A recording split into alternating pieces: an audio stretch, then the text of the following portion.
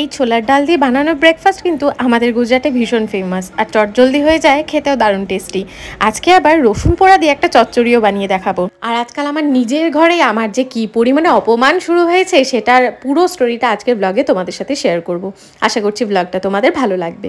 Hi everyone, কেমন আছো তোমরা সবাই? আমরা বিন্দাস আছি, চলে এসেছি আবার আরেকটা ঝলমালি ভিডিও নিয়ে। আজকে সকাল সকাল চলে এসেছি কিচেনে, একটা দারুণ সুন্দর ব্রেকফাস্ট তোমাদের সাথে শেয়ার করব। কালকে রাতে ভিজিয়ে রেখেছিলাম খানিকটা ছোলার ডাল, সেটাকেই জলটাকে ফেলে দিয়ে নতুন জল দিয়ে দু একবার ডালটাকে ধুয়ে নিচ্ছি। এবার অল্প অল্প করে মিক্সিং জারে ডাল নেব আর অল্প অল্প করে জল অ্যাড করে একটা ফাইন পেস্ট বানিয়ে নিতে হবে। আজকে তোমাদের সাথে গুজরাটের ফেমাস খামানের রেসিপি শেয়ার করছি।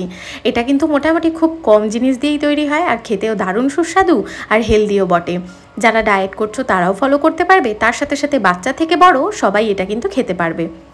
যখনই ডালটাকে পেস্ট করবে, একবারে বেশি ডাল নিয়ে পেস্ট করার দরকার নেই আর একবারে বেশি পরিমাণে জল অ্যাড করা যাবে না, তাহলে কিন্তু ব্যাটারটা খুব পাতলা হয়ে যাবে আর খামানটা খুব একটা সুন্দর তৈরি হবে না।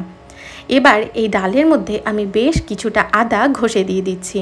এই সময় তোমরা চাইলে বেশ কিছুটা কাঁচা লঙ্কা সামান্য কুচি করে দিতে পারো, কিন্তু যেহেতু কৃষুবাবু খাবে তাই আমি কাঁচা লঙ্কাটা কুচি করে দিচ্ছি না। এবার এই ডালের পেস্টের মধ্যে 2 চামচ মতন বেসন আর বেশ অনেকটা টক দই অ্যাড করে দিচ্ছি। আমার ঘরের টক দইটা শেষ হয়ে গেছিলো, তাই আমি আমুলের এই টক দইটা ইউজ করছি। এরপর আমি 3 চামচ মতন গ্রাউন্ডনাট অয়েল মানে বাদাম তেল বা গুজরাটিদের ভাষায় সিং তেল দিয়ে দিচ্ছি। এটা যেহেতু ছোলার ডালের তৈরি, তাই এই খামান ঢোকলায় যদি আমরা তেল না দিই ব্যাটারটা বানানোর সময়, তাহলে খেতে গেলে না গলার মধ্যে ভীষণ আটকে যায়। আমি না হলুদটা অ্যাড করতে ভুলে গিয়েছিলাম, তো হলুদটা অ্যাড করে বেশ অনেকক্ষণ এটাকে ফেটিয়ে নিতে হবে। আমি হুইস্কার দিয়ে ফেটিয়ে নিচ্ছি, তোমরা চাইলে হাত দিয়েও ফেটিয়ে নিতে পারো। ভালো করে ফেটিয়ে নিলে কিন্তু খামানটা বেশ স্পঞ্জি হবে আর খেতে বেশ সুস্বাদু হবে। ইনো অ্যাড করে ওপর থেকে একটু জল দিয়ে আবার বেশ খানিকক্ষণ এটাকে হুইস্ক করে নেব। অনেক সময় খেয়াল করবে ইনো অ্যাড করার পর যদি ভালো করে মিক্স না করা হয়, ঢোকলার ওপরের দিকটা লাল লাল মতন হয়ে যায়। তাই ইনোটাকে অ্যাড করার পর খুব সুন্দরভাবে কিন্তু মিক্স করে দিতে হবে। আমি একটা একটুখানি কাঁধ উঁচু একটা এরকম ফ্রাইং প্যানেই সবসময় ঢোকলা বা ইডলি এগুলো বানিয়ে থাকি। তোমরা চাইলে একটুখানি কাঁধা উঁচু কোনো স্টিলের থালাতেও কিন্তু ঢোকলা ইডলি এগুলো বানাতে পারো।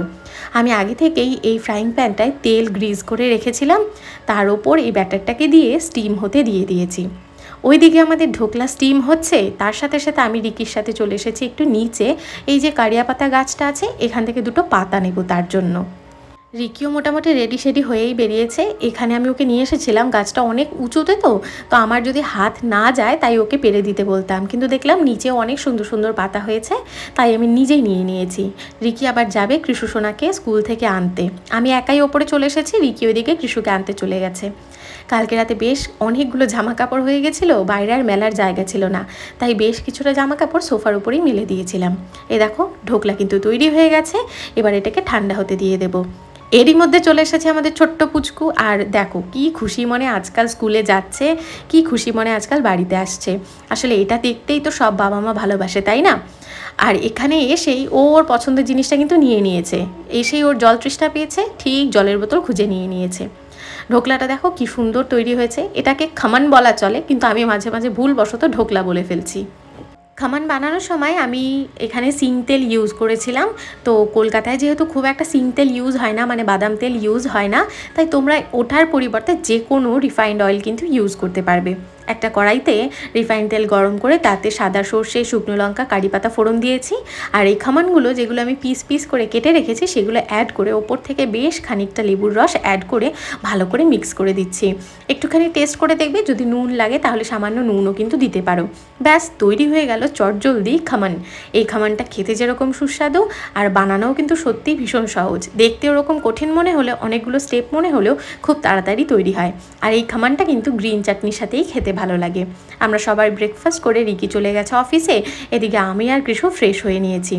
এবার কৃষুও ঘুমিয়ে পড়েছে, কৃষুর খাওয়া দাওয়া কমপ্লিট, আমি চলে এসেছি কিচেনে।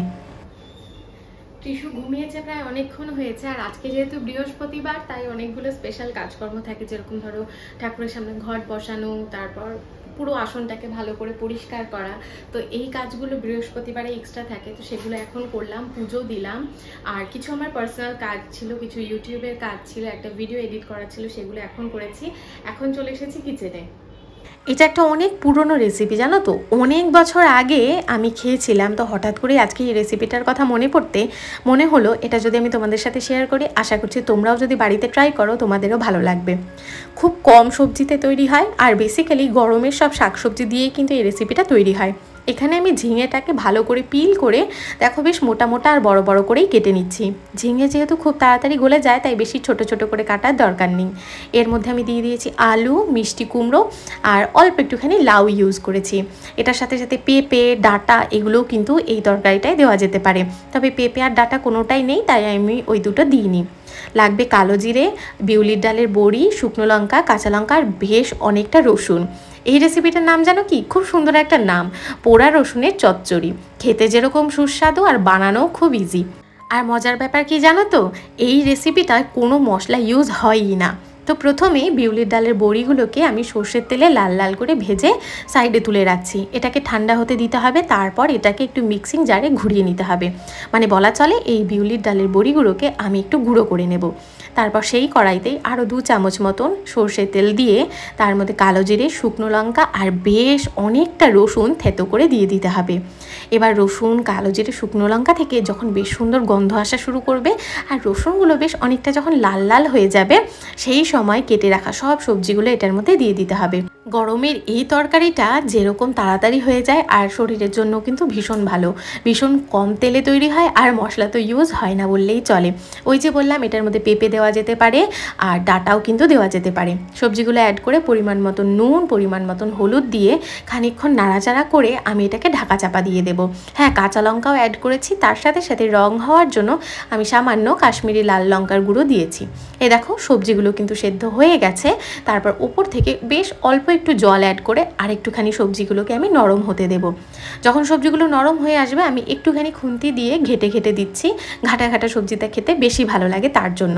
আর এই সবজিটা কিন্তু চিনিটা অবশ্যই দেবে। আমি খানিকটা চিনি দিয়েছি, নুনটাকে অ্যাডজাস্ট করেছি আর নামানোর আগে যে বড়িটাকে গুঁড়ো করে রেখেছিলাম সেই বড়ি গুঁড়োটাকে অ্যাড করে দিতে হবে।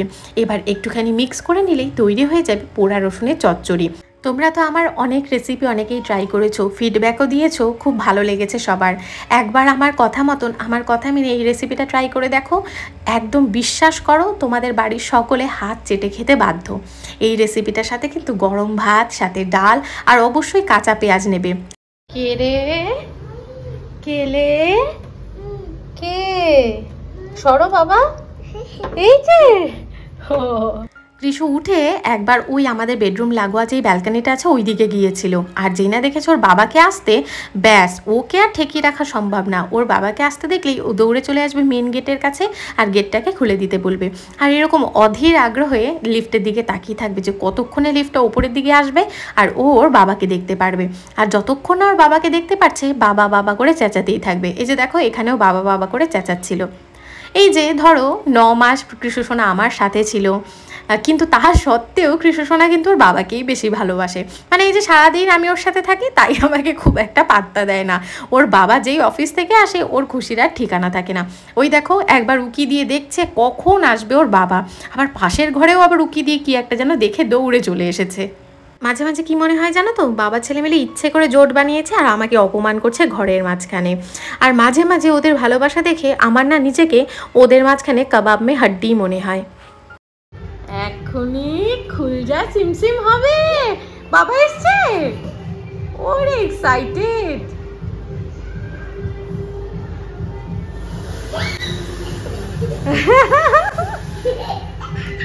ওরে খুশি, ওরে খুশি, ওরে খুশি। ওরে বাবা, ওরে বাবা, ওরে বাবা, ওরে বাবা, বাবার কোলে যাও।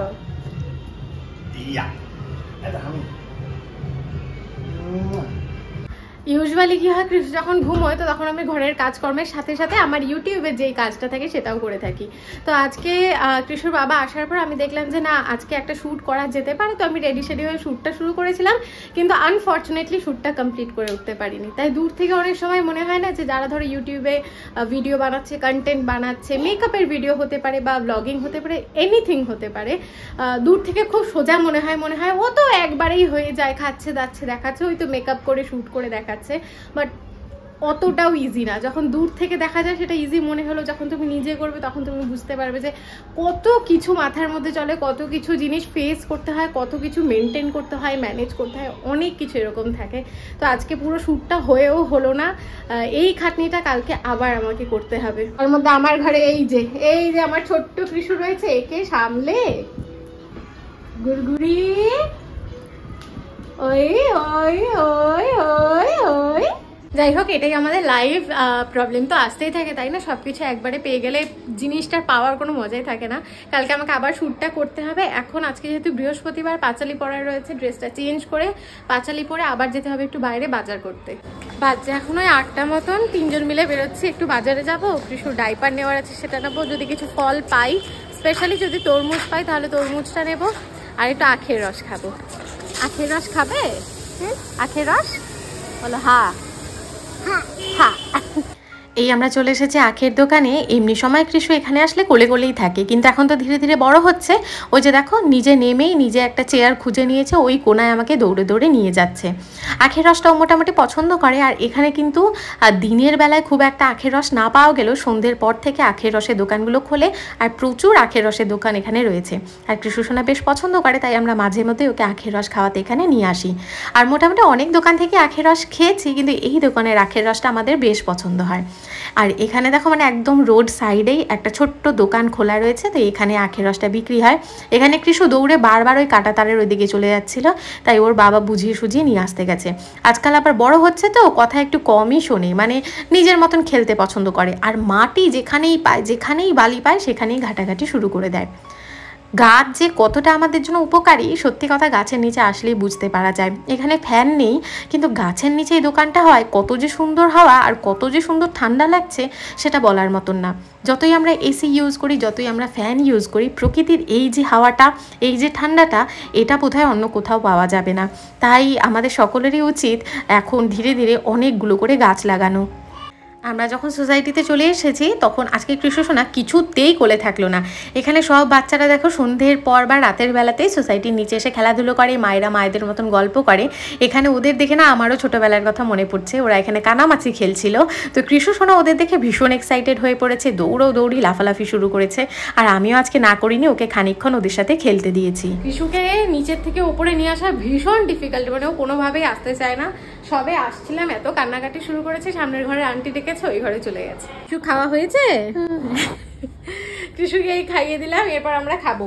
দুপুরবেলাতে আমি যখন রান্না করছিলাম তখন খানিকটা আলু, খানিকটা ফুলকপি আমি কেটে রেখেছিলাম, আর 2টো ডিম সেদ্ধ করে রেখেছিলাম, যে ডিম দিয়ে আলু ফুলকপি দিয়ে একটা ঝোল বানাবো। তো রিকি বললো আজকে আর এই সমস্ত কিছু বানাতে হবে না, ডিম সেদ্ধই বাবা ছেলে খেয়ে নেবে, আর আলু ফুলকপিটা কালকে কিছু একটা বানিয়ে নেব। তাই এই যে কৃষুকে ডাল দিয়ে ডিম সেদ্ধ দিয়ে খাইয়ে দিলাম, আর এবার আমরা খেতে বসবো। এই ব্লগের পরের 2টো ক্লিপিং ভুলবশত আমি ডিলিট করে ফেলেছি। মাঝে মাঝে নিজের ওপর এতটা রাগ ওঠে না, সেটা বলার মতন না। তবে ভুল তো মানুষ মাত্রই হয়, তাই আজকের ব্লগটাকে আর কন্টিনিউ করতে পারছি না। তোমাদের সাথে দেখা হবে কালকে একটা নতুন ঝলমলে ভিডিওতে। Bye bye, good night and take care.